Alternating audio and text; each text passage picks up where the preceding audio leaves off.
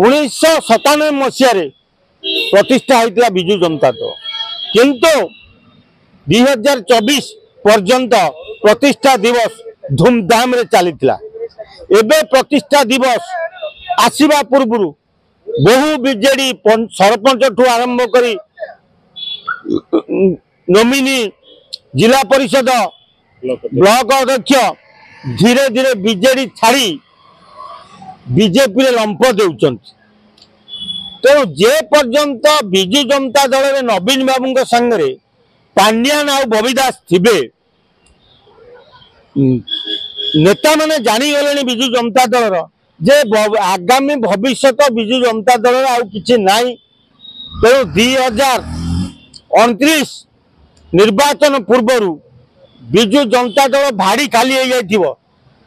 तेणु ओडिशा लोक बीजेडी के ग्रहण करेंगे से विजु जनता दल जो सब छामुआ नेता जो मैंने 24 वर्ष है बीजेडी सहित संपृक्त रही sarpanch to nominee to block अध्यक्ष जिला परिषद पर्यंत पहुंची से केवल पांड्यान बोबी भय दल छाड़ी बीजेपी मिशुं।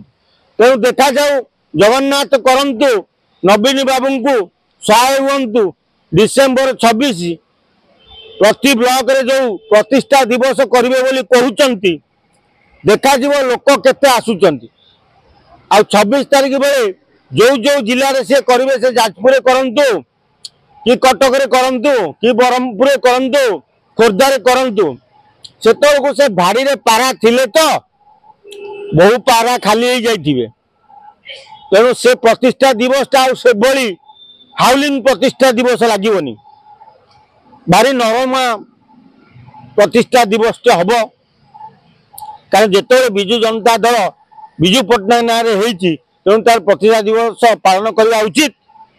किंतु नवीन बाबू जदि पांड्यान को हटई दे विजु प्रतिष्ठा दिवस पालन करते विजु जनता दल ताले गोटे ना कौन ना किसी हूँ विजु जनता दल नेता मैंने छाड़ी जाते ना प्रतिष्ठा दिवस एमती पालुवे गंडा गंडा नेता सब विजु जनता दल बाहरी पड़े। आपको कौन लगुच कौन विजु जनता दल कौन पदक्षेप नेले तार पूर्वस्था फेर आशा रखिए? केवल गोटे हूँ पांड्यान बबी दास दीटा को जब हटई दि जाए आ मानस मंगराज ये तीनोटी जदि विजु जनता दल हटई दि जाए ताले विजु जनता दल पुणी पूर्वावस्था को फेरी आसो।